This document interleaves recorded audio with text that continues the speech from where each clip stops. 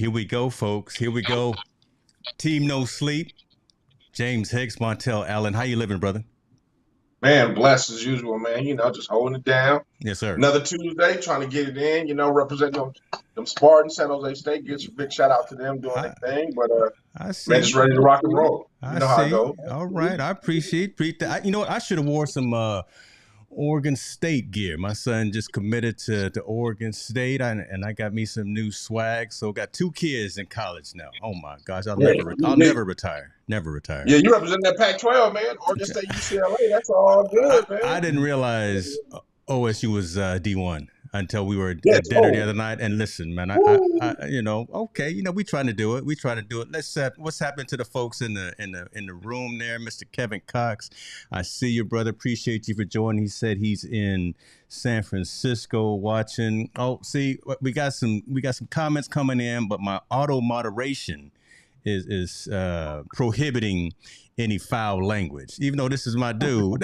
You can't drop some of these words in the comment section and expect them to go through my filter. So definitely switch that up, man, before I can bring it on the screen. Chief Sakik, good to see you, man. Hello. Okay, good to see you, man. Welcome to the show. Oh, now the show can officially start, ladies and gentlemen. We got Senior in the building. Yes. Yeah, right. So listen, Montel, let's go ahead and get into it, man. I want to bring on the man sitting behind the scene, which I know a lot of folks have probably come to see because he's got an announcement to make, but it's not going to make it at the beginning. So you're going to have to stay for the entire show. Let's welcome to the stage. Let's welcome to the show, ladies and gentlemen, George Maestre. How are you, brother? What's up, my brothers? How are you? God, look, you looking, you clean too? Yeah, man. Mama said I'm gonna be on TV. I gotta shave. Yeah, you looking straight out of Jet magazine tonight, man. I'm not mad at you. I tell you what, for the folks who don't know you, for the folks in the back of the room, for the folks that should know you, give that origin story, man. Tell the folks who you are so they know who you are coming on Team No Sleep. Most of the people who I'm assuming most people who know me, who came into me, know who I am. But for those who don't, George Maestre, Puerto Rican black brother mixed from New York City, and in technology, right? Formerly of there goes my wife. You see that with a hottie, yeah, baby, that's right.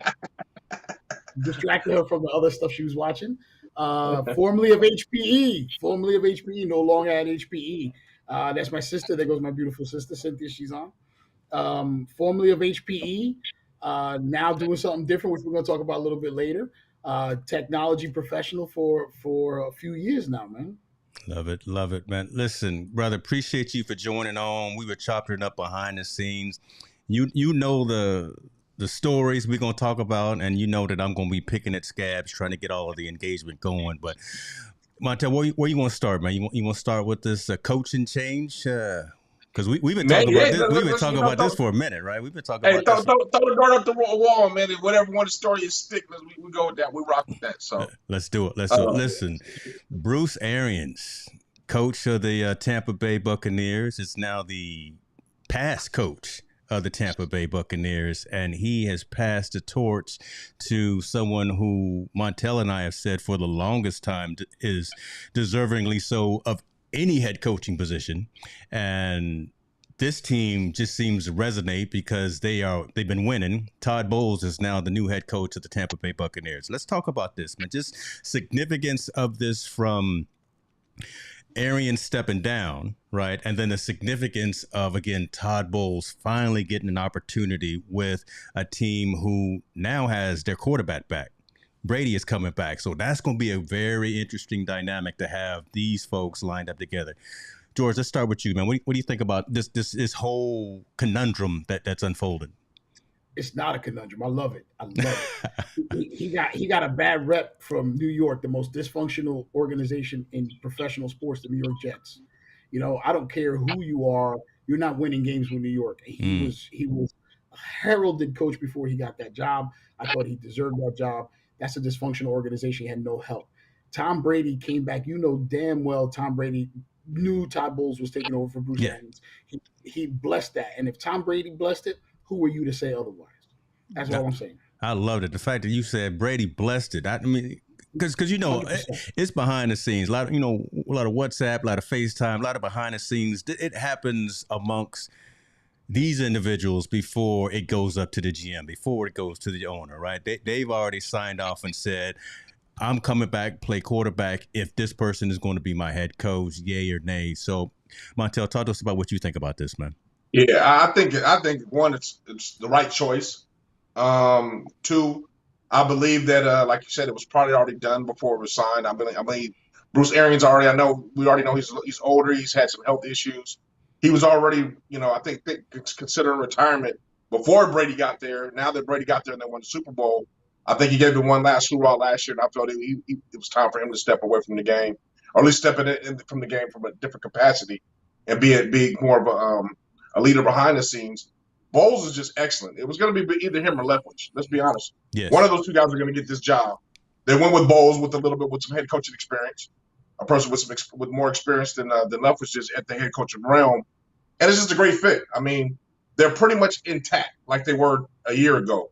I think Brady, who's we all know who's the X factor, is coming back because Bowles is going to be coaching. Everyone's pretty much returning. They got they're loaded again. They're going to be competitive in the NFC. It's just the right move, man. I mean, it's funny, man. We're praising the NFL franchise for doing the right thing, right? It's crazy because they've done the right thing. They hired the right man for the job. Yeah. I think this is going to be a domino effect. To be honest with you, I think my man in Kansas City is going to, when he decides he's want to move Andy Reid, I think he's going to hand over the wheels to Eric Bieniemy. I think this is the way, and unfortunately, the only way that we are getting the shot and not having to rebuild a dysfunctional team, but being in a team that's already established, take over the tools that's there, and let's see, the Bulls' minds working in the right favor to see if they can win at this elite level. And I truly believe that I don't think very many things will change. I think the question with Tampa Bay now is what does Leftwich do? Okay. I mean, Jacksonville should have hired him as their head coach. Honestly, no. Leftwich should have been the high head coach there. Does Leftwich come back? I hope he does to Tampa Bay. I hope he comes back to Tampa Bay and they can make something out of it. But I think that's more of the question. I think this was a no-brainer in the organization, to be honest with you. I don't think this was even a hard discussion or a hard issue to say. He's the qualified person. He's been with the organization for 4 years. Bowles the man with the job with head coaching experience. Let's roll. Yeah. So let me ask this, though, because you touched on something right there. And do you think this is the best way, or maybe the only way, that we can get some more diversity at the head coaching spot is when it's succession, right? Are there no more minority coaches in either the college level or even at the OC level, the DC level, whatever other level, to be elevated to this position without someone like a Bruce Arians stepping to the side and kind of passing the torch to this individual? Do you think this is the only way that this is going to happen? I think this is a gateway to make it happen. I believe. Let's be honest, man. Let's be transparent. NFL is made up of 32 owners. 31 of them are old and white. They like people that look like them. They have the head of their organizations. It's been known for that. There's only two that has done it right now. Pittsburgh Steelers are stuck by theirs with the Rooney Rule. They have them in charge, and now Tampa Bay seems like they're going to sway that way. Other organizations have tried it, but it's always been a stigma attached to that head coach, right? The guy that was in San Diego, as soon as he was winning, had one bad season with a rookie quarterback, fired. Yeah. There's always been that stigma attached to him. This one's kind of like, hey, we're going down the chain. We're just passing the lineage right down. Winning organization, winning coach, a guy that's been with the winning coach this time. Hey, color on this one, it matters, but it kind of didn't matter. It's like, hey, he's the next man in line in our organization. Let's promote him on up. He's the right choice. So he's making the right choice. This one wasn't too much of a color, a black and white issue. But we know the NFL, man. The NFL, unfortunately, they think we can't lead. It's always been that way. They didn't think we could lead at quarterback. Now there's black quarterbacks that are dominating. They're the face of the franchise. Now we've been defensive coordinators, offensive coordinators that have been revolutionary-wise. Yeah. But they still haven't gotten to that head coach job, and they still haven't gotten to that GM spot. They're still really hesitant about hiring to those positions and those roles. For whatever reason it may be, we don't know. You can have the most impeccable resume you want, obviously, but that doesn't matter. So I think this is kind of starting to break a little bit of that ceiling. You know, and if it has to be that way, I'm not okay with it, but we have to accept it, get in there, and now we have to break new ground once we get in. You know, the way it happens. So I think this is just the right choice. And we're celebrating the right choice. All right. Well, but Mama's over here talking about. She said, you know, Tom should have stayed at home. He should. I think Giselle kicked him out. Is what I'm. But I'm gonna leave that alone. I'm gonna leave that alone. George, going into this, man. I think you had something you wanted to get into, brother. No, I was agreeing with myself, but there is something I would like. All right, let's take diversity, social, race. Let's take to the side for just 1 second. Mm-hmm. The NFL has the NFL hiring process, especially at the leadership level, the coaching level, has a history of doing two things: pulling young hot shots from wherever, or recycling coaches. Right, and so, for example, if we take let's look at one of our own, Marvin Lewis. He had how many more opportunities than he should have had, right? I mean, I think Marvin Lewis is a great defensive coordinator, not necessarily a head coach, right? Just as an example, the problem that we have socially for us, for real, the problem we have, we don't get to be recycled. We're one and done. Marvin Lewis is the exception. I use him for that reason. He's the exception. We get one and done. Todd Bowles got lucky that he went to the organization that he went to, that he got Bruce Arians. He was lucky. He was in a situation where it worked out for him. Byron Leftwich is lucky. We're not necessarily getting that second and third and fourth opportunity that the NFL likes to give to other guys, right? And that, to me, is where that's the problem that has to be probably addressed. If the young, and then, of course, you got to look at the college ranks and see who's coming up from a diversity perspective that deserves an opportunity to be that next young, because there's plenty of them, but they're not necessarily getting that opportunity, right? They're staying in the coordinator's role because they're not getting the head coaching jobs, or they're staying, the linebackers coach or something like that. And that to me is part of the issue, right? So that's where we have to sort of, from a diversity perspective, that has to be addressed. At the NFL level with Todd Bowles, it is the right choice, but we have to admit, we're lucky. He was lucky. He went to Bruce Arians. He left the Jets, got to Bruce Arians, got to Tom Brady, got to a system. It's like Pittsburgh. Like, Mike Tomlin is the man, right? He's great, and he could bring up whoever, and that system will now function. That is, to your point, Montel, that's the gateway. Yeah. Tomlin's in, and now the color is, as far as Pittsburgh's concerned, that's done. That's done with. We're going to create a system, and we're going to bring up our people, and the best people will get the job. And they're going to do it. And that's going to be whatever the color may be, right? Whatever language they speak, whatever, all that stuff, that's going to be it. Thankfully, right? Now it looks like Tampa Bay, for me, it looks like they took a step in the same direction. Mm-hmm. And now, so that's 28 to go, right? Well, I agree with you. I agree with you. There's only certain coaches that get that rotation, as you say. Lovie Smith is getting his second wind at it. There's a few that get it. But again, Marvin Lewis, Lovie Smith, historically bad programs. Lovie went all the way to the Super Bowl and couldn't get a job in the NFL. So now, he went all the way to the Super Bowl and couldn't get back into the league to a head coaching job until now. So you're right. We have to prove now. We can't. We don't have a chance. We don't have that margin for error in order to mess up or to be in that rebuilding process and then be able to take over the reins. Tomlin's the only one that's there that's able to do those good things. To do those things. NFL, as we know, need to do. They still don't get. They don't get the freebie. This ain't a pass because they got one higher. NFL's going, oh look, we got two now. No, you're still not doing the right job. And I think NCAA is in the same situation. College football is great as much as I love it. There's still a lack of diversity at the head coaching ranks. True. True. I mean, there's 119 Division I schools, and I know less than 20% are head coaches of color. And that's including Polynesian, African American, and Latino. They're just not there at the head coaching realm. And not saying they shouldn't be. They're way more than qualified being there. And that's including with the HBCUs, and that's a sad thing with all these schools there. I just really believe that there needs to be definitely, someone needs to look at it and revamp it and understand. I don't understand how 80% of your roster can be a person of color, but you don't feel a person of color can lead those 80 men or lead those people on their roster. But if I can just real quick, wasn't that long ago, we couldn't get a quarterback that looked like us. Wasn't that long ago. Yeah. Wasn't that I long remember. ago. Yeah. And now, right? I'm trying to keep it positive. I'm loving what I'm seeing now. Let's hope that we're taking the right steps. I agree. Long way to go. Long journey. I get you.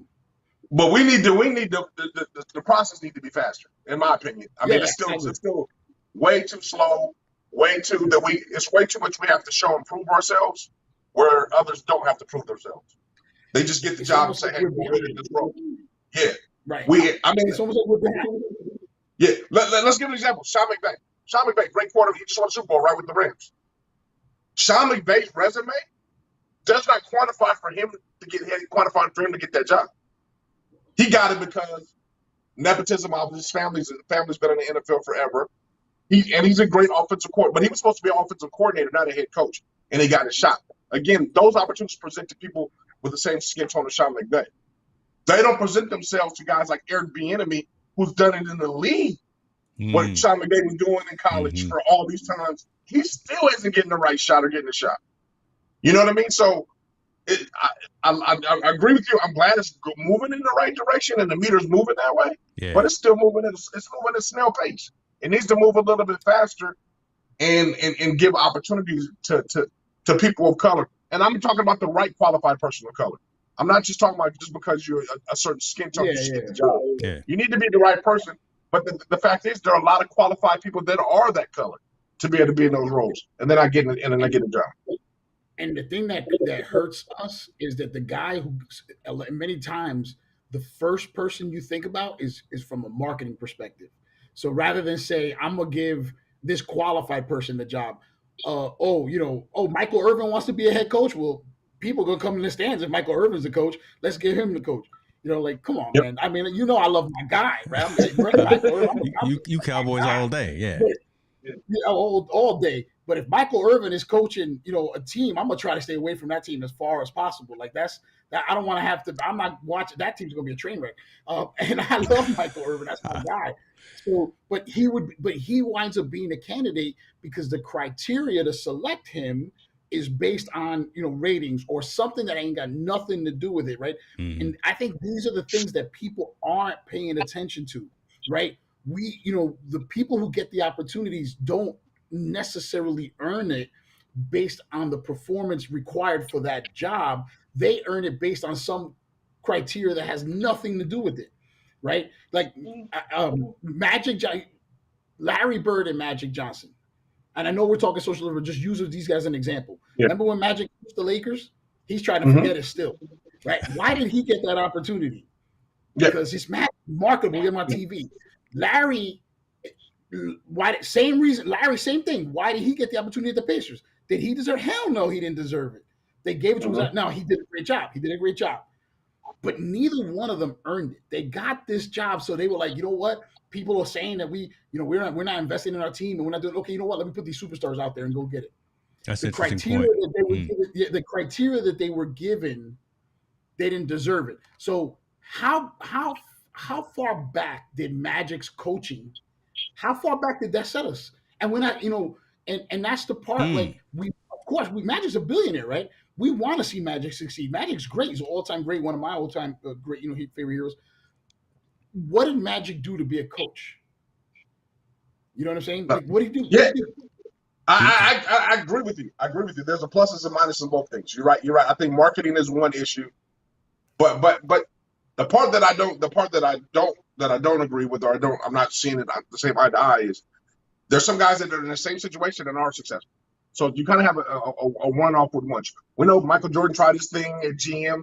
Horrible at it, right? He's horrible GM. And that's my wasn't able to do anything, from a basketball analogy. But then you have other guys like Ozzie Newsome, who went to the Ravens and had no experience and was very successful. Okay, yeah. Sure. So you got guys that are kind of hit and misses in those things. And I don't mind that you play the sport and you get an opportunity if you have the aptitude to learn. I'm saying from these coaches' standpoint, with the 32 in the NFL, there seems to be a certain criteria, or we've seen a pattern, right? You're a hotshot college guy, you're a hotshot OC or DC within the NFL, and then your name rises to the top, and then you get promoted to get a job. Well, we have guys that have done that. They tried to follow that pattern. And I'm going to always use Eric Bieniemy because I think he's still being snubbed. and Byron Leftwich. These guys have been hot shot. They've been to the pinnacle. They've won the Super Bowl as OCs. They've done great jobs. They've done everything that the leaders asked them to do in order to become at that next level. And yet you get guys that get hired like the Jets head coach. You get guys that's hired in all these different roles. The Sean McVays in the world over the Eric Bieniemys. You get Lovie Smith. And we're talking black on black. Lovie Smith didn't deserve that job. You were coaching there and they were a losing organization. And Eric Bieniemy is right there, who's been doing the right thing all this time. He deserved a shot at that role. Not saying Lovie Smith doesn't have the pedigree of the resume, but I'm sorry, your team just won 3 games in the past 2 years. Eric Bieniemy's been an OC. That team's won 23 games in the past 2 years. Right. Why don't we promote the young Eric Bieniemy to get in that job? I mean, the Texans didn't even consider him. He wasn't even in consideration in the interview process. So I don't know where that disconnect is. I don't know if it's just a comfortability thing. Maybe it's a person they can control as an owner to the GM, to the head coach. Maybe it's you just don't want that to face your franchise. I'm not sure why the mix-up is, but there is something going on that's an underlying racism. Now, I will say this, though. I believe, me personally, the NFL is going to be getting younger in these next 10 years. And what I mean by this, these old owners' sons are going to be taking over. And as we know, the younger the generation, the more open they are definitely to diversity. It's kind of been historically, like the younger generation is more open to it. So I think we'll start seeing faces change a little bit more when that happens. But right now, as we have the 32 owners that are in place there right now, it's going to be just a limited amount. And at the end of the day, let's be honest with you, it's their business. That is their company. They own it. So they have the freedom to right to hire anyone they want to. It just doesn't represent their workforce. And I won't say fan base, but it doesn't represent their workforce in any form of capacity. Because every NFL team makeup is majority people of color. I think I may have chosen the right story to start off, boy, because Montel is on one tonight. Let me before we go too much further down the line, I want to be attentive to the audience first and address some of these questions. Kevin Cox was asking, shouts out to you, Kevin. Appreciate you being here first and foremost. Another question is, do these OC and DCs actually want that head coaching position? Do they want that pressure and accountability regardless of color? That's an interesting question, right? We're almost assuming that these folks, we want to elevate everyone to as high as they can go, right? But does a Bieniemy actually want to sit at that table? You know what I mean? Yeah. I believe he's a competitor. He wants to be able to be competitive at the ultimate level. The ultimate level is making the pros as a player, and being a head coach of an NFL team is the ultimate of coaches. So why would you want to reach the epitome of that? And I believe his track record has proven that he deserves that. I don't think he sits back and says my ultimate goal is just to be an OC. It's not that. I don't think it's in that realm at all. I think he really wants to be a head coach, but I also think he wants to be a head coach where he has some control. Yeah, and that's where we're going to run into some issues. He wants to have some control. He wants to be able to pick some of the players that he wants. He wants to be able to have that dialogue with the GM and say, these are the guys I want to be in this in order to make it successful. And I think that's where the break is in. That's where a big break comes in. A lot of situations. It's the Mark Jackson issue, right? Great coach, great system. Genius owner loved him and said, I need you to hire, but you're a rookie head coach. You need to learn. So I need to give you some assistant coaches that more experience that could help you. And he said, no, these are everything that you love about me is because of this staff that I put together. If you change that, you're going to lose. I'm going to lose what a piece of what makes me great. So they take this system, the same friggin' system, and a little bit enhancements, the same system. All these Golden State fans, by the way, listen, 10 years ago, I'm from New York City where people wear every jersey. And I didn't see a Golden State jersey till I'm 35, 40 years old. Shut up. Just shut up. You guys didn't even know you had it. You drove by the stadium thinking it was a Walmart. So up until Mark Jackson out there. So if anybody from Golden State is listening to this, shut up. But it's the same system. And I'm telling you, they thought it was a Sam's Club or something. What is that building right there? Damn, son. He coming with that. He said he thought it was a Sam's Club. I'm taking the piss because I'm a Golden State Warriors fan. But I know that's why I'm laughing so hard behind the scenes. You know I'm right. You're probably like, I didn't think it was a Sam's Club. I don't even know who the Knicks are no more. I can't name a player on the Knicks no more. Oh my goodness, this is turning into a debauchery. But that's not the point, right? The point is he could have worked with ownership, met halfway, and he wanted to. He said no. Like this is I love that he was loyal to his guys. I love that. I do. But the best decision maybe for everyone would have been let's meet in the middle somewhere. Maybe I'll let me keep a couple, and he refused to do that. And again, I love it. But owners don't like to be backed into corners like that. And until we get more owners, technically, how many owners do we have? Right, one, right? The GOAT, that he's the only one, right? He's the only majority owner, right? In the NBA anyway. But no, actually, yeah, I think he's the only majority owner in all teams, in all sports, right? So the GOAT is the only one. Yeah, is the only one. So for those who don't know, the GOAT is come on now. You don't try to make it plain for the people in the back of the room. It's just that sometimes people you don't know, people been smoking, they've been drinking, and they're like, "What? Who's a GOAT?" I just want to come on, please. But he's only one, and that's probably part of what needs to change, right? But they don't like, and he doesn't want to ever be backed into a corner, right? Just like every other owner, so. They don't want to be back into a corner like that. There needs to be some, something to Montel, what he was saying, there's some truth to that, right? Like if, Wnba wants to come in, he wants control, he wants to be able to do all these things. And the owner's like, you're still a rookie. I want to protect my asset and I want to bring all these different things. I do think ownership has to meet in the middle like everything else on that, right? They have to be saying, look, I know why you're good and you're good for these reasons. And I want to keep these are the reasons why I want you. So I have to cede some control to you. I have to. But I can't be all in. And that's the part that gets lost. People are almost ignoring your value, your self-value, the value that you bring. You've already established yourself. Now you're a name or a brand. Let me get that. But in order to have that and have that function the way you want it to function, you've got to respect all the things that go with it, good and bad. And that, from an ownership perspective, this is where I really believe we suffer, minorities suffer, people of color suffer. When you're not a minority, they're more willing to take the bad with the good. When you are a minority, if it ain't all good, it ain't happening. That's interesting. I'm listening to what you're saying, and I'm seeing how that kind of trickles down to the collegiate. Let's talk about the collegiate just for 1 second, because if you look at collegiate, it's like that, but it's kind of not. You got to be able to give if you're a college coach. I think winning trumps it all. If you can win at that level, if you're a minority winner, it's great. Like I'm so happy for. We'll talk about the NCAA in a minute, but it's so great for both for the head coaches, African American woman, African American male won the champ, or African American competed for the championship. Great things in his first year. But I'm saying that kind of trumps everything at the collegiate level. But it's so hard to get into that realm of being a head coach at the NCAA Division I level, right? The few that are there have been winning, but they do have control because they control the recruiting process, right? They control who they want to bring in, or at least who they want to try to land. So they have somewhat control in order to how to build their team. Unlike in the NFL, head coaches have to answer to a GM. Actually, obviously, because money's involved in all those things, but they have to answer to a GM, which normally sometimes doesn't see eye to eye. As we're seeing in the 49ers organization right now, they're not seeing eye to eye who they want to draft and all that stuff and what's going on. So I think that key word is control of the organization. Control, who has input in the organization to get.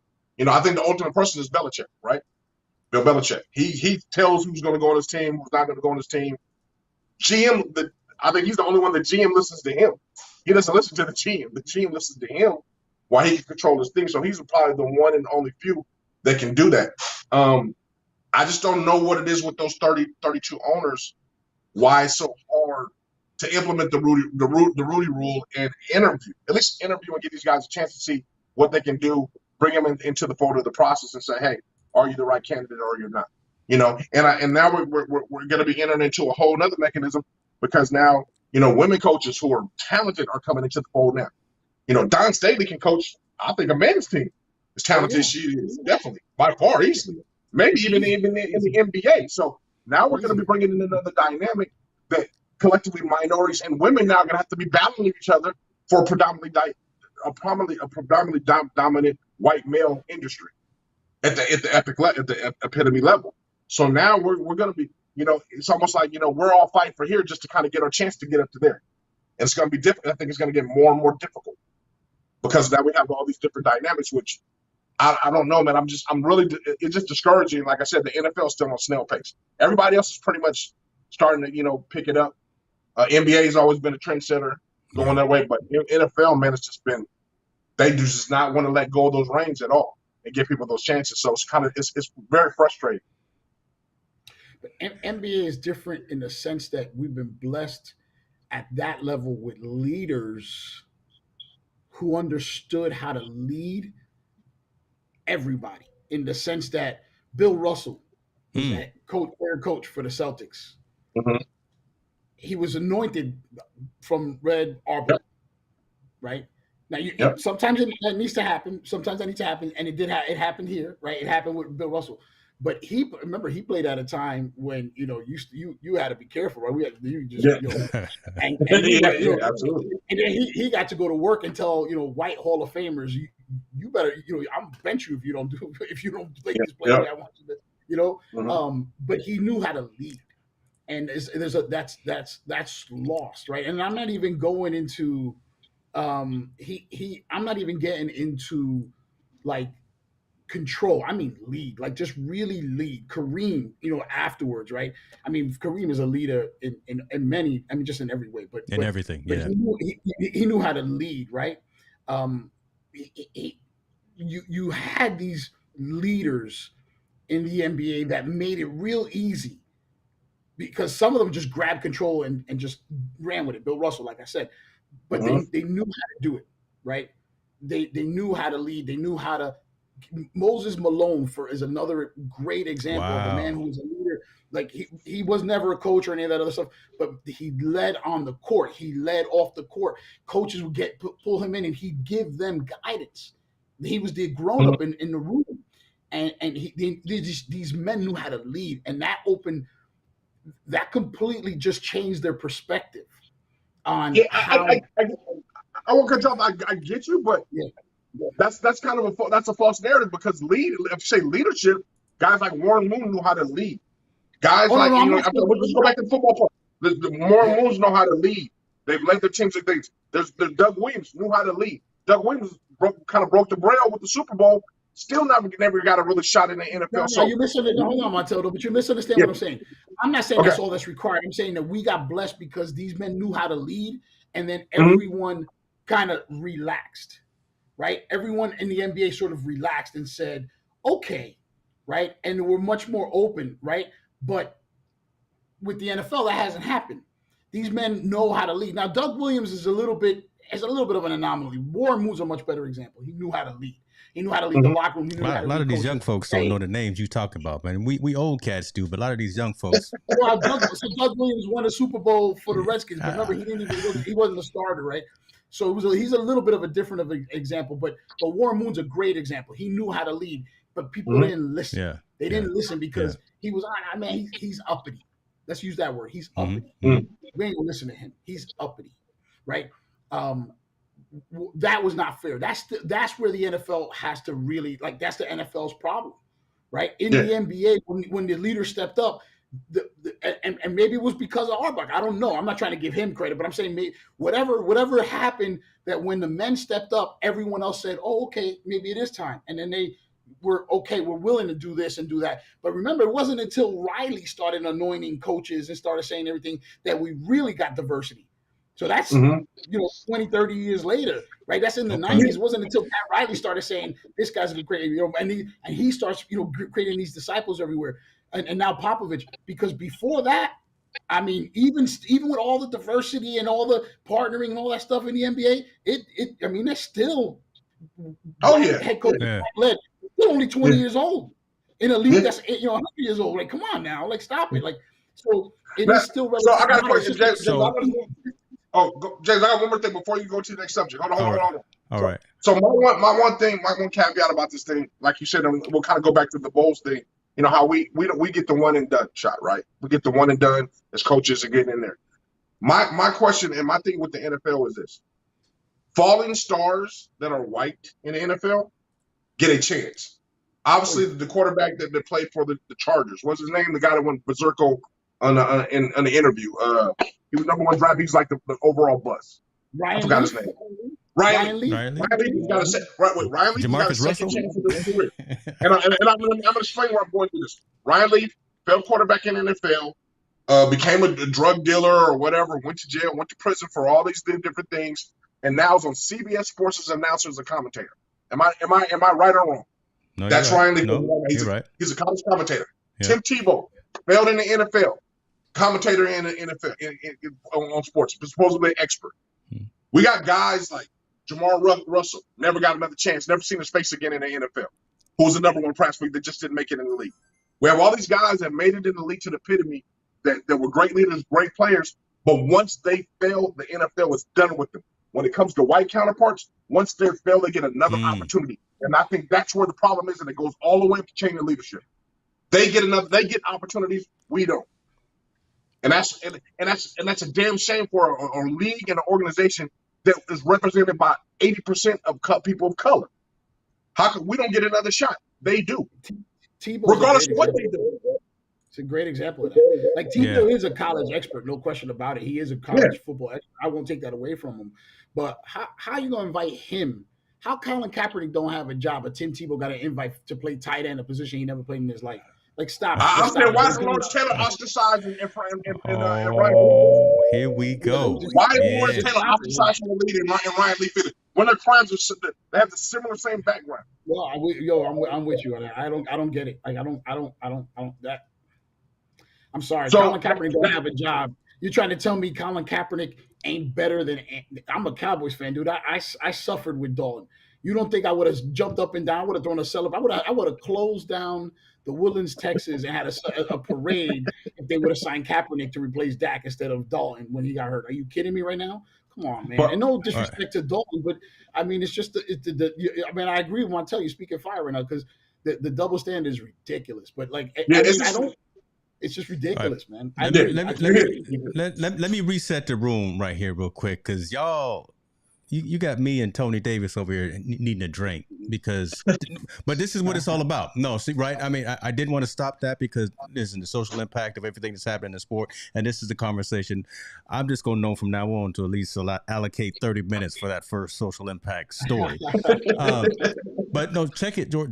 I mean, some comments came out of what you guys were really going at, and I think it resonates and deserves another session to go even deeper into it, right? Because we want to talk on some of the primary news that happened over the week, but I would love to go a little bit deeper into some of these specifics that we're talking about. Again, the why this is happening, why I got the question of why Cap is trying to get back into the league, right? But that's a whole nother conversation in and of itself, right? After some of the things that he's right, so we can go 101, 201, 301 level deep into some of that conversation as well. Let's keep it moving. Let's keep it going. Appreciate the dialogue. I saw one of your partners come through. DK was asking, did the announcement happen? No, it hasn't happened yet because Montel and George have been throwing blows. But that's what we do. Then I saw Ivan in here talking madness. My moderators, don't kick him out. Even though he's talking about nimble, he's talking about some other things. Don't kick him out. We understand where he's coming from, but we're gonna let Ivan stay in the chats there. I don't know if you saw him, George.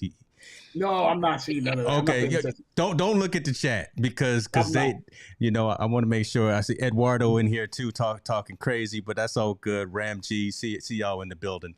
Let's keep it up with some football though. Okay, I think this is football. I don't know if this is real football or not. But I don't even know where to go with this. T.O. Terrell, and you got to say his name right. Don't call him. You got to say. You got to put the name with the accent on it.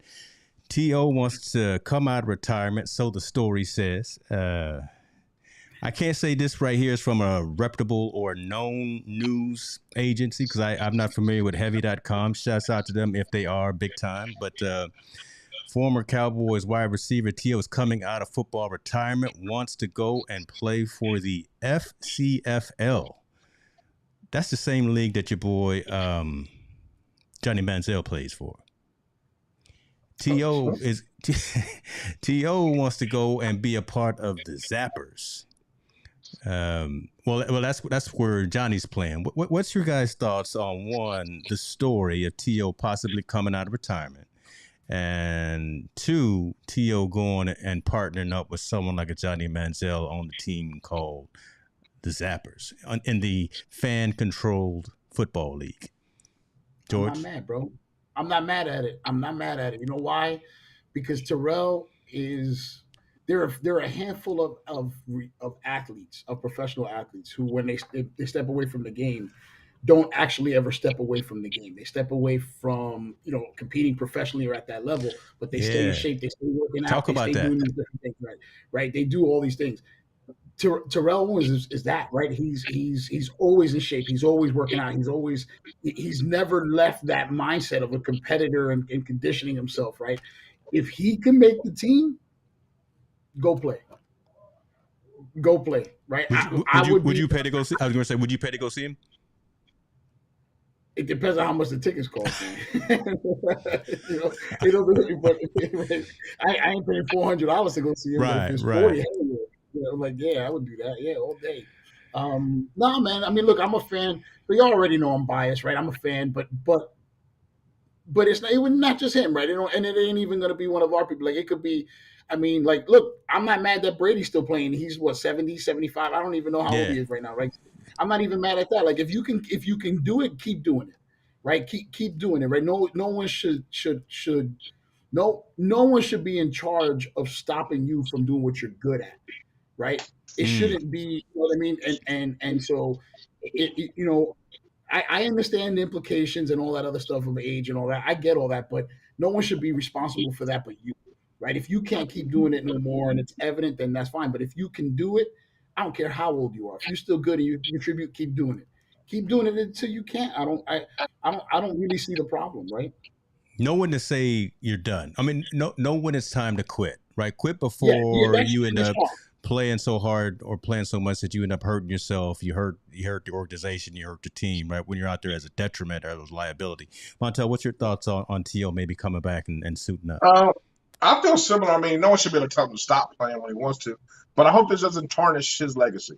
You know what I mean? I hope this isn't a gimmicky or anything like that. I hope this is a legitimate football league, and they're really doing, they're really showcasing the athletes, these athletes' ability, including T.O.'s, includes all these other young players that are going to be playing in there. But if it's just a gimmick and kind of a gimmicky thing, him coming out of retirement, he's going to play, and all this doing stuff, I'm not really for it. I probably won't be even a fan of the league. I just got to give it a chance to check it out. Me personally, I've expressed this numerous times. I wish T.O. would go into coaching. I think he would be the perfect coach for Tennessee State, where his alma mater, where he played at. Yep. I think he would be a great head coach. I think he has a lot of Deion Sanders in him, that Deion Sanders mystique. Yeah. What he has in him, I think he has a lot to give to the game. I just think he hasn't came to that point in his life, maybe where he wants to be a coach. Yeah. But I think he can offer so much to these young guys, to these young players at the Division I level, especially at HBCU, especially coming from where he came from, how hard it was for him to make it, and how he became, an NFL legend. I think he can give so much back to the youth in that way. But as far as him playing this story right here, I have no problem with it. It's okay. Yeah. We watched 3-on-3 with the old players playing basketball. we watched, these guys. The Ice Cube League. To play. Yeah. Get down. And like I said, if he can still compete at that level and hopefully doesn't hurt himself or, like I said, tarnish his legacy, I think it's okay. I think we as a society look at anything outside the NFL like it's a bad thing. It's a professional sport. He's getting paid to do it.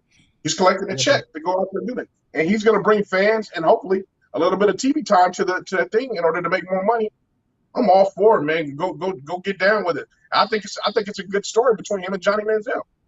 Two kind of outcasts with the media, two personalities kind of out there. Let them build a storyline around that. Hopefully they can do their thing. Yeah. So I'm not gonna tell y'all. You said Johnny Manziel. Well, no, I know because I'm not gonna tell anybody. Well, I am gonna tell y'all. I did buy old boy's jersey. I thought he was gonna be the next hope, but he wasn't. And I bought that Manziel jersey Went to Portland and bought it at the Nike store. 3 weeks later, I burnt it. I did. I actually thought he was going to be good too. I ain't gonna front. I'm gonna let you guys on the secret. I played ball. I played the collegiate level, and I know a lot of guys in the NFL. Johnny Manziel, as bad as you guys think he is, I bet his system that he was playing in was worse.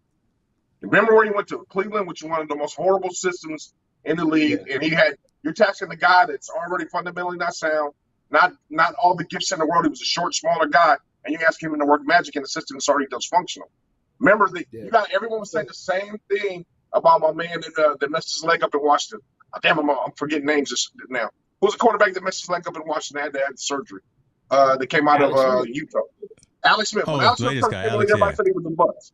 I was thinking about for the first 4 years, everyone said Alex Smith was a bust until he got to the right system, and then Alex Smith is now arguably a Hall of Famer. That's so true. Yeah, he's on the board. As much as I hate Manziel, most of it was the system. Bro, the system kind of killed him, in my opinion. I don't hate Manziel. Like, I didn't mind like the what it was the stuff they used to do with the money and all that. I don't hate all that, right? Like, I love all that. Like, I'm a huge Mayweather fan. Like, I love it. Like, yeah, do it more. Like, yeah, I love it. Bring it on, man. Y'all already know. If you ever see me present, you know I love that. Right? Listen, I mimic myself after I try to, right?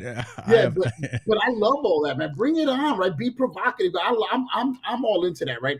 My problem was the entitlement with him. That's all. We don't have to get into Manziel, but the entitlement with Manziel is, you know, we've been talking about like how we don't get opportunities, right? I mean, Manziel. I mean, come on, like he's a great example of that previous discussion, right? Like, no argument there. No argument. Yeah. So I got, you know, I could meet him in a restaurant and be like, "Oh man, great to meet you. Let me buy you a drink." So, you know, I could do all that. I'm good, but like I don't. He's more problem to me than entertainment. That's the way I look at him, right? No hate or anything like that, but he's more indicative of the problems than anything else. And so, and not personal, and I don't have to have no hate towards him or even anger to say that, but he's actually indicative of the problem. And I think, and that's another thing if we're talking social impact, when people like that get dismissed or get pushed to the side, like that tends to be the way that side of society wants to handle it. Oh, you're right. You're complaining, and maybe you're right. And so we're gonna make an example of Johnny Manziel, and push this millionaire who's a millionaire before he ever played, you know, professional sports, and we're not gonna let him play in the NFL anymore, you know. And that'll show him, you know, he'll have to go home and sit on his, you know, dad's oil money millions that he had, you know, like by himself. Right? Like, come on, man, like, but that's how they try to appease us. And that to me that's indicative of the problem, right? Like, make an example of you know, when Ben Roethlisberger got into trouble, suspend him for a year. There you go. There you go. No, that's true. He didn't get 6. He got 6 games after everyone got pissed. He didn't get 6. They tried every way they could to get him out of those 6 games. Right? You already know they were all like, "How do we get Ben on the field?" Like, you know, maybe it was just kidding. The girl was not really 13 or whatever. Like whatever, you know what I mean? Like whatever his issues you speaking were, like, the truth, brother. You speaking it. Like that, but they won't do that, right? That, and you know, Brett Favre, like how, like, please, man. I mean, come on. Brett Favre is one step away from putting on a hood right now, dude. Like, you know what I mean? Like he's ready, like right now. Like, make examples of that, right? You know what I mean? Like that's where, like, you know, okay, make an example out of Johnny Manziel or Ryan Leaf or whoever, not really Ryan Leaf, but Johnny Manziel or some other nut job, but who's already a millionaire anyway. But like, do it when it matters, when it's hard. Then I can see that you understand where we're coming from. Do it when it's hard, yeah. Do it when it's hard, but they haven't done that. Listen. George is coming with some heat too. Y'all wasn't ready for that one, were you? You know, he said Brett Favre is 2 steps away. Well, I'm gonna put that right there. We're not gonna get no endorsements from Brett Favre from the Vikings, but that's okay. That's all right. Hold on, Mama's coming here chiming in too. She says these leagues are only looking for ticket sales by bringing in Terrell to play for them. Not happy about him taking away younger guys' opportunities, stay retired and coach, and said, very interesting, very interesting. Okay. Oh, listen, see, they go to police calling right now. See, they I want this show canceled. Yeah, they go to police right there. Tony Davis, yeah, man, it's coming in hot. Listen, that's good stuff. That's good stuff. So we will see what happens if he comes back and plays. Look, I'll be down to go check him out, watch a game too, if it's reasonable price. I would love to see him suited up, and because I think he can still play.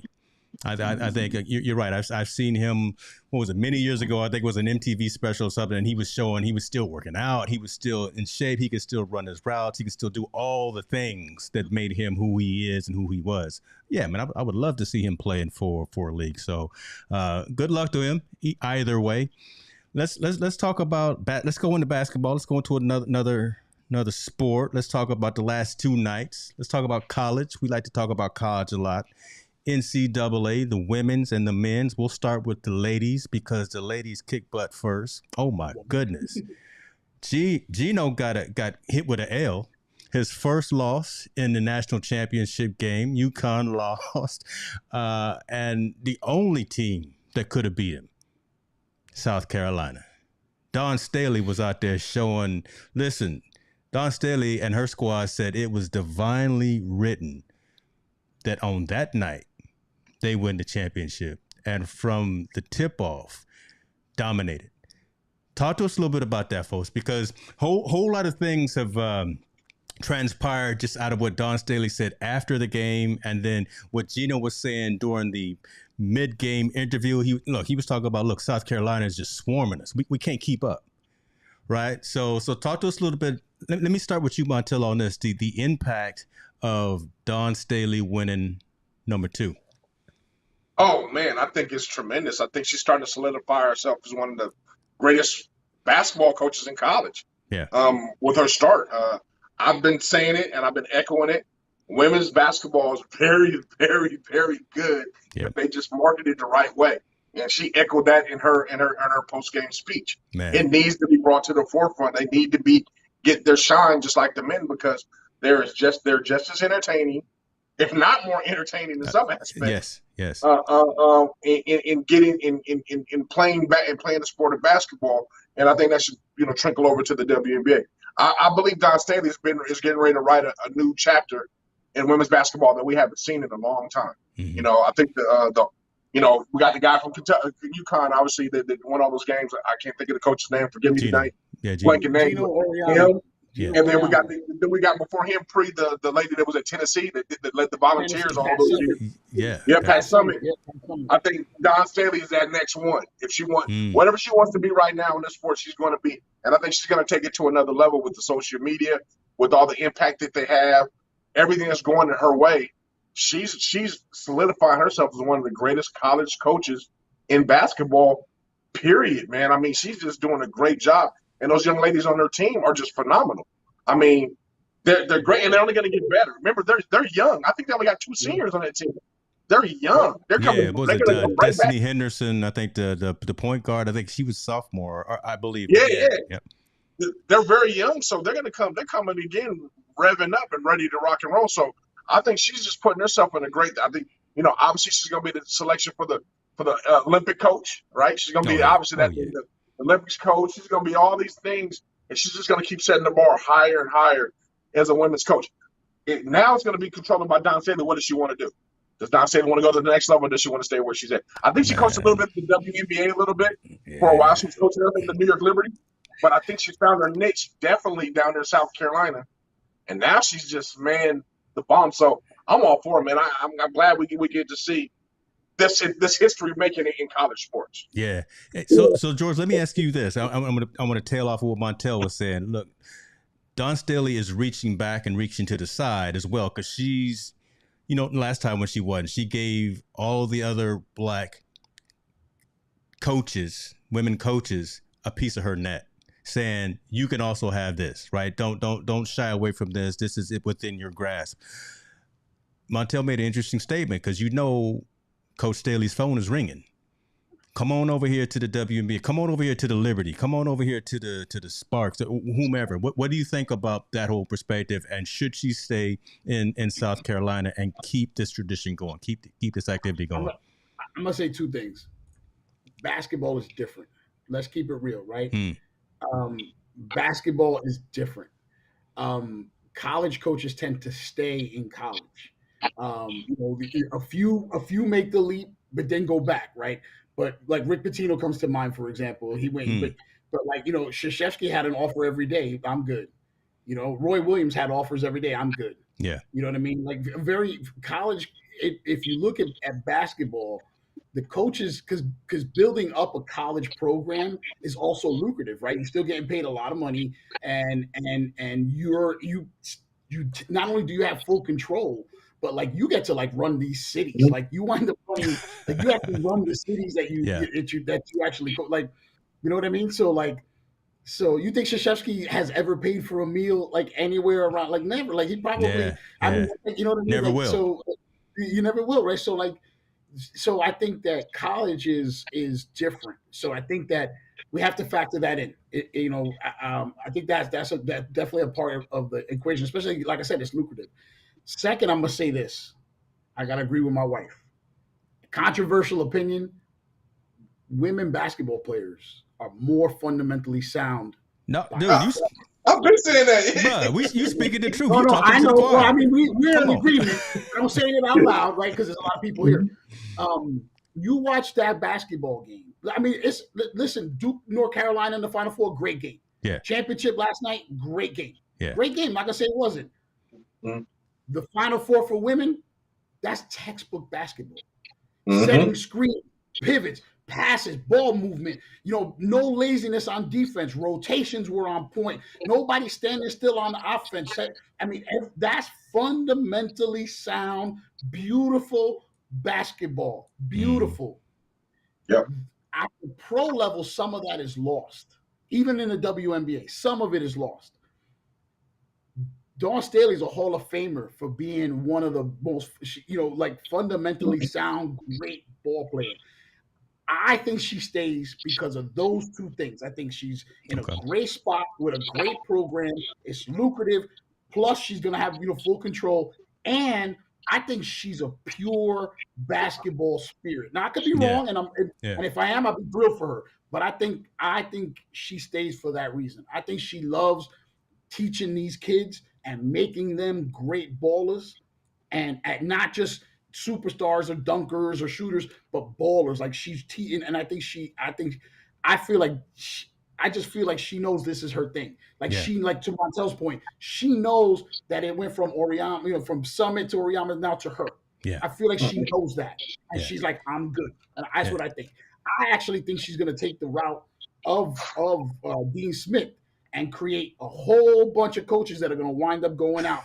That's what I think she's going to do. They're going to wind up going out and coaching the whole league. And then before you know it, our kids, when they're talking about female college basketball, NCAA women's, they're going to be all talking about all these great coaches that were all Dawn Staley disciples. That's what I think is going to happen. That's my opinion. I completely agree with you 100% because I think she's in it for not the financial piece. Yeah, she's well taken care of as well, but the legacy that she's leaving, and that she's won 2 in 4-year span, and the fact that she's, like I say, reaching back and reaching to the side to the other black coaches, other female coaches within college sports, college athletics, and saying you can have this as well. I mean, that's just amazing, and that just shows the content of her character. So I don't see her leaving. I don't think anyone. See, I had to pull back. Hold on. I'm gonna say everyone may have a number, but I think she's gonna. Come on, I think she's gonna stay there for a little more longer. I think she's gonna stay there. I'm 90% agree. I'm 90% agreeing with you guys. Yeah, I think she stays, but 10% tells me if the WNBA wants to make that leap from a marketing standpoint, from a standpoint where we really want to grow, we're really going to invest in our sport, she could be the face of the WNBA like no other as a coach. She could be the spokesperson and the identity of the WNBA that they haven't in a long time since Lisa Leslie in that sport if they want to change the marketing aspect. WNBA to my opinion, the WNBA is only failure because of the market. It's not the skill. It's not the way they play basketball. They just have horribly marketed that sport. And Dawn Staley would be a breath of fresh air being in that scene. So I don't think she jumps. I mean, don't get me wrong. I think she has a sweet deal going on right now. But we all know money talks and everything else walks. If the numbers come back right, yeah. I'm with you, but it's just I think Montel, your point about control, like that's the part. That's what makes. That's why. And I'm gonna. Yeah, I was gonna that's say why that. I feel like I could see it. Look, anything's possible, and like I said, I got her back 100%. Whatever she wants to do, I got her back, and that's good. All you right. I'm happy, and there's no hate here, but I just feel like when you can coaches control programs. Mm-hmm. At the end, the next level, she's eventually going to run into a superstar that will supersede her from the marketing. You're right. You're right. And I think, and I just feel like I feel like we're looking at a brilliant leader right here. I'm talking about leadership. She's a perfect example of a brilliant leader, right? Yep. And I just think she gets it. I feel like she might know that, right? And I think I don't know. I mean, look, anything's possible. Like, you're right. She might look at this as an opportunity to help save the WNBA, of which she was a big part of it. And there's probably some loyalty there. So you could be right. I don't know. I just don't see it. No, I'm like I said. Now you got me. Now instead of my 90, don't go back. Don't go back. Yeah, you up my. I think 94% she's gonna stay. You're gonna change your percentages. Oh my God! All right. We're gonna change over. Let me get some shots out. We got some winners in the room. Everyone's a winner, but we got the Bishop in the room. Good to see you, sir. Appreciate you for joining, and always good to have you in the room as well, MDH. Listen, all right. Let me be cognizant of time because George is doing his thing, and he probably got to go eat, or he probably got to go do. I don't know what he got to do. Probably got to get it ready for a presentation. One last story. Well, 1.5 more stories. The NFL has made an announcement that and I just want to get opinions on this, and then we'll quickly go to the last story. NFL has made an announcement they're pushing to have flag football, y'all, as part of the 2028 Summer Olympics. We're all football fans. We all love the game in and of itself. I can't even say what it's straight. What's your thoughts about having flag football as an actual Olympic sport come 2028? George? Waste. I feel like is flag football like a sport? Like that's the part. Like that's the you know what I mean? Like is flag football like? There's a million other things I'd rather watch than flag football. I wanted to hear some of that commentary right there because again, I think it's news, so we're gonna report it, and it could be impactful, but man, there could be some other things that you could bring to the table. But I mean, but you could do like arena, like you could create like an arena league for like arena football is fun. If you wanted to make arena, like if you want to do like football light because other countries don't play football, and you want to do like an arena style to get other countries up to speed. All right, you know what I mean? Why got to be flagged though? Like we're worried about concussions, and don't bring football into the conversation. Like why? You know what I mean? Like I don't see flag don't make sense to me. Two-hand touch, remember two-hand touch? Yeah. I'm not even gonna let Montel answer. I can just tell the disgust in his eyes from the question. So I'm not even gonna let Man, well, I got an opinion on it. I know you got an opinion. You can tell. The committee needs to take their time and clean up all the madness and drugs and illegal drug use and all that instead of worrying about bringing flag football to the Olympics. We got bigger issues than that in the Olympic realm of things that's going on. We got all these other things that's going on with COVID. The girl that took the enhancement drug. Work on that. Not bringing them flag football. No one's gonna watch it, man. I'd rather watch what's my sport? The sweet. The sweet thing. Put that on instead of flag football. That's my sport. That's a waste of ink. That was a waste of ink in our 3 minutes. That was a waste. Oh my God! I'll cut it out of the post production. How about that? Last story I was going to bring about this Albert Pujols one, but I don't even want to talk about that. To be honest with you, let's talk about this young man right here. Mr. Woods has actually said he gonna go out there and lace him up. He can go out there and shoot for his next championship at the Masters this week. Tell me what you guys think. We've seen him out there practicing. We know he's got the surgically repaired back, surgically repaired foot, leg from that recent car accident he had. Folks out there watched him practice round, shooting off at the putt and green and all that. So he looks good. Says, you're not gonna say Tiger doesn't look like Tiger when he's out there on the golf course, but let's talk about what this could mean. First of all, just having Tiger back out there on the course and the implications of that, marketability, TV revenue, the impact to the other players.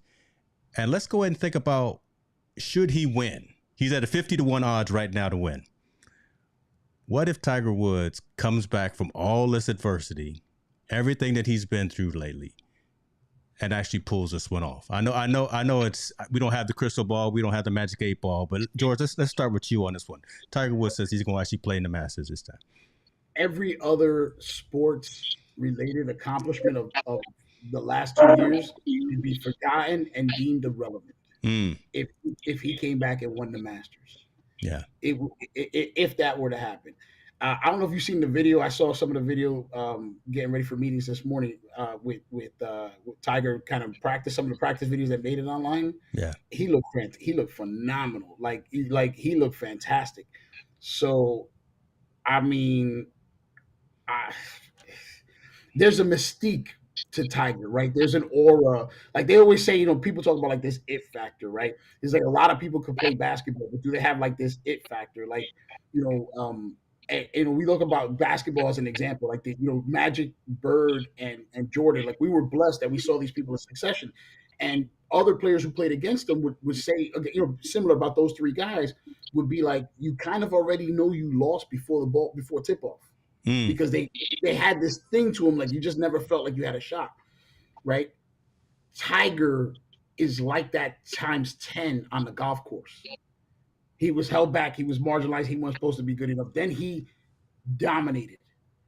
And all these haters, for whatever reasons that they hated, all these haters now became fans, or they were shoved out.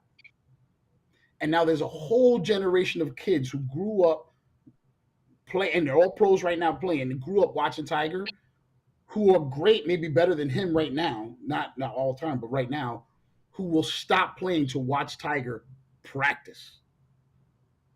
They'll stop playing. They'll walk away to watch Tiger practice. We talk about practice. God. You can say whatever you want about him. I don't want to really hear anybody criticize him. I really don't. I don't want to hear it, man. People criticize him, voted for a dude who was married 3 times and cheated on his pregnant wife with a porn star. So I don't want to hear nobody criticize about. Damn, son. I don't want to hear it. Yeah. Leave that. Leave all that alone. That's his personal business. Leave him alone.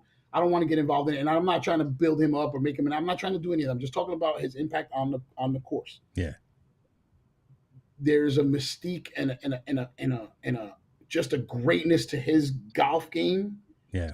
That is just beautiful to appreciate. It's just beautiful to appreciate, and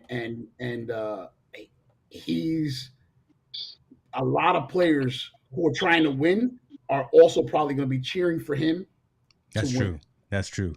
And interesting mental mind game that Tiger can play with any and everyone that's out there that he's competing against. I might have my red Nike Polo on Sunday.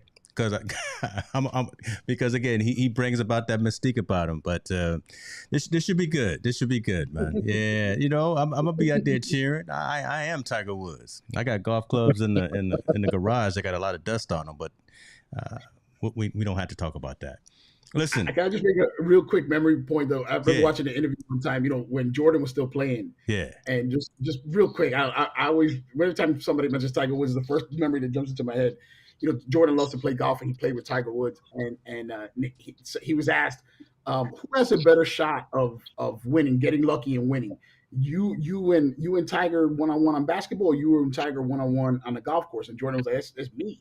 He's like, I can get lucky and shoot a good game and beat him by a stroke or two. I'd have to have both my legs cut off for him to beat me playing basketball. That's crazy.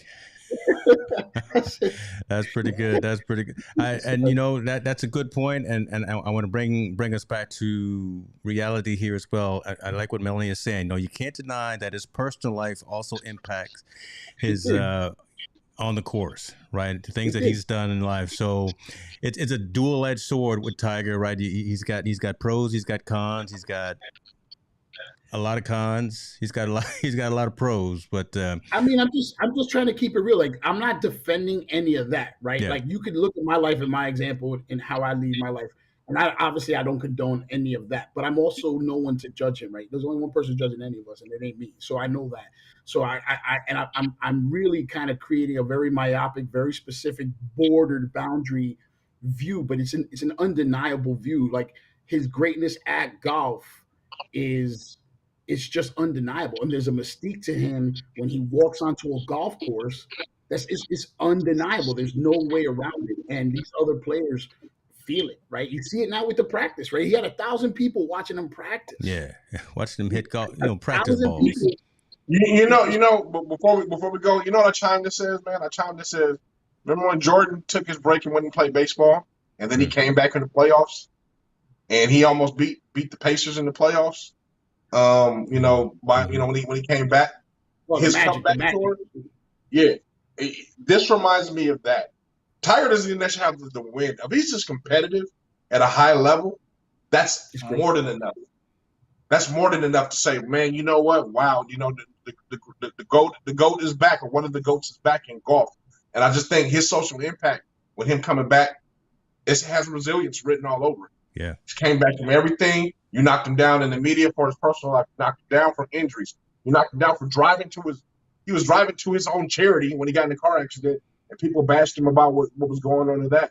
And now he's come back from all these surgeries and all these things and all these other distractions outside to still be one of the most resilient athletes in the game of golf. So I'm glad to see him back, and I hope he can win 5 more Masters, man, or 5 more tournaments just to be able to be good. But I do know when we watched him practice, I think in this Masters, I think when we get maybe not the first day because the adrenaline's going to be running so high. Second, but that third, if he makes it to that third day, walking those hills and walking Augusta, I think it might take a toll on his game because you're not allowed to have not allowed to golf and have a caddy there. Right. That part might take a toll on him physically, just because he's recovering from all these things. I just want to see him compete at a high level.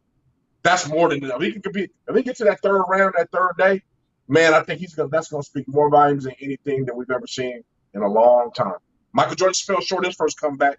He can fall a little short, but we're going to get geared back up for the next 3, next 3 peaks. So it'll be all good. I love it. Gentlemen, this was a phenomenal show. We talked about things that really mattered, really resonated. Again, no one else is talking about this stuff, right? You're not going to catch this on the ESPN, Fox, CBS, or wherever the case may be, but they probably should. And if they want to talk to Montel and myself about how to get this content, they should reach out. I know a number of folks came to see George specifically. George, listen, man, you came and you brought it tonight, brother. So appreciate you for coming. Appreciate you for bringing that fire. I got someone here that was asking, off topic, because she's a technologist too. What kind of cameras he's using. So I'm not using a camera. I'm actually using a Microsoft. I'll give it Microsoft a shout out. I'm using a Surface Pro and a built-in camera and mic. I'm on the road.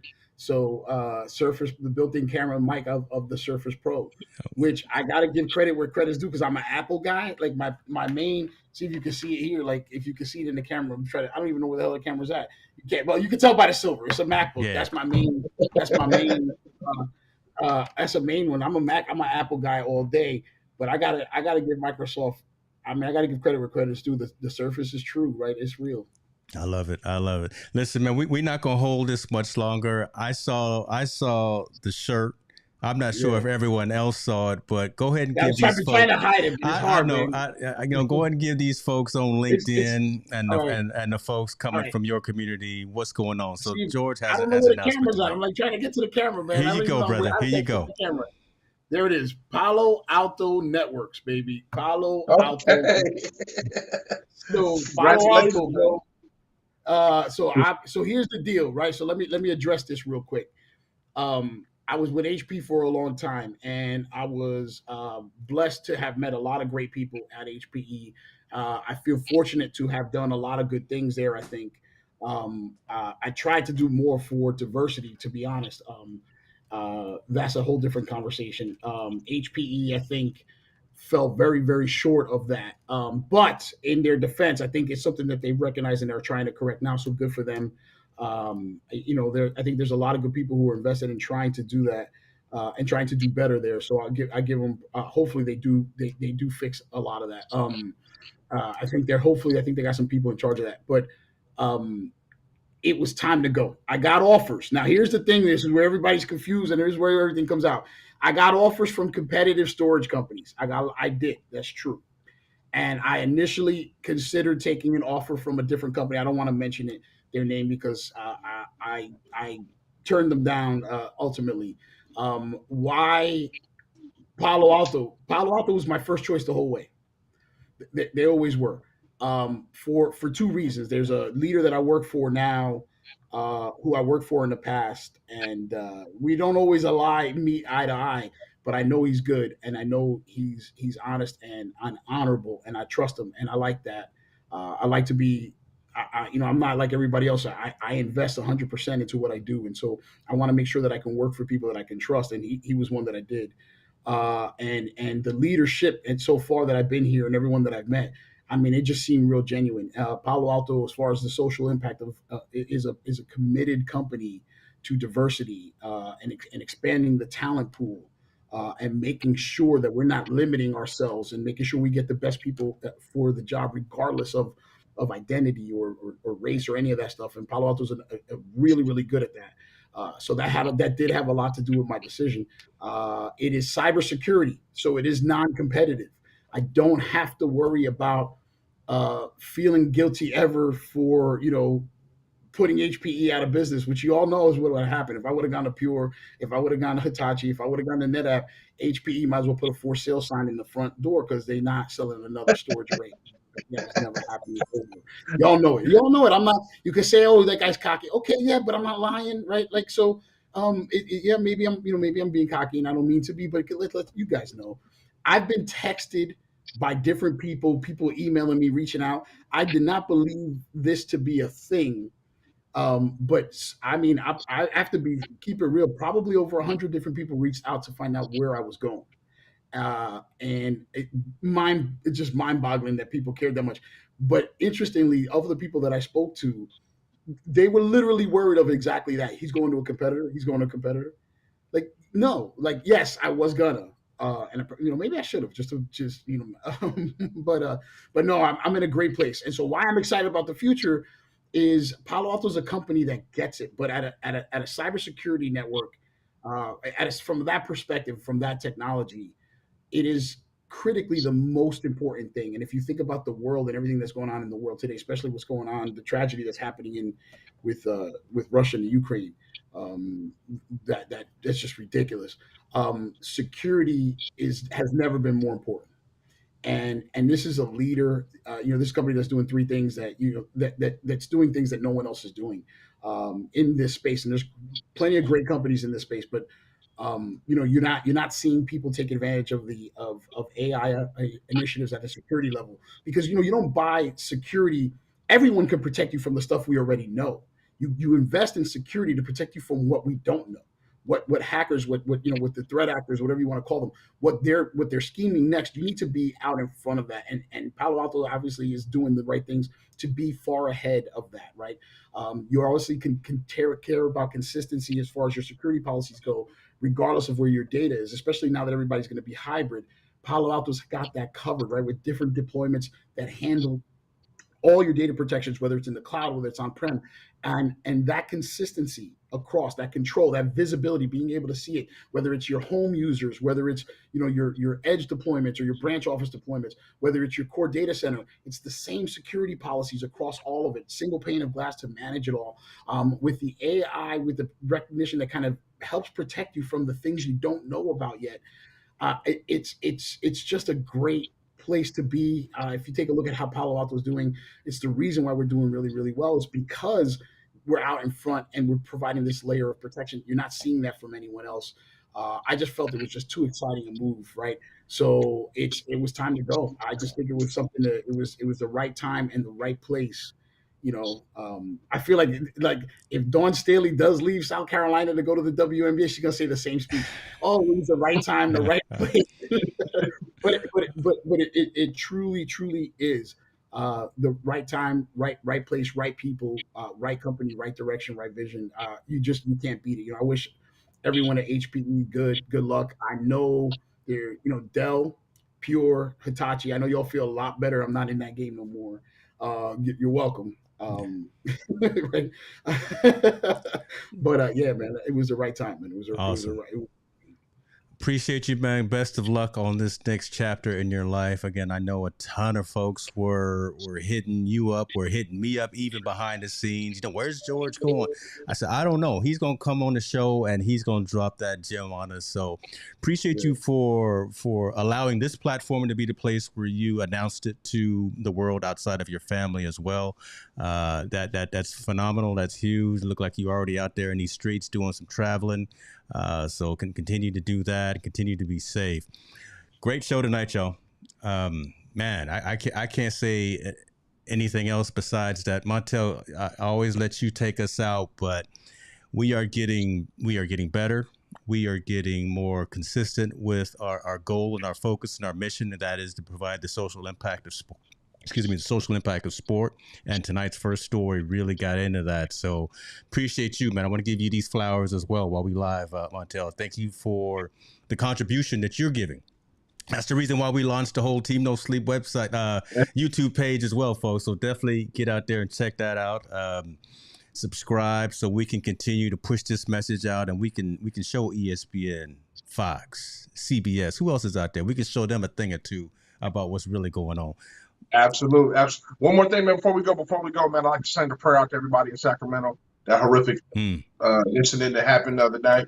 Prayers to everybody that, prayers for strength for everybody that, that was a victim. And, just a big shout out to everybody, man. I hope everyone that's listening and watching, please keep those people in those prayers. Man, that was just so unfortunate. And I hope they catch the people that did. So yeah, look, man, it was a trip that was close to hitting home for me because actually both of my kids were out. They were there. Mm-hmm. They were at that Tyler concert, and they showed that Taco Bell on the news coverage. They were at that Taco Bell 30 minutes before the shooting started. So hit home right there for me as well, that particular incident. I believe they've got 3 people in custody right now, so they're making some adjustments on that. I tell you what, George, you take us out, brother. You take us out. Say what you got to say just to close a minute, then we're going to go ahead and leave for the night.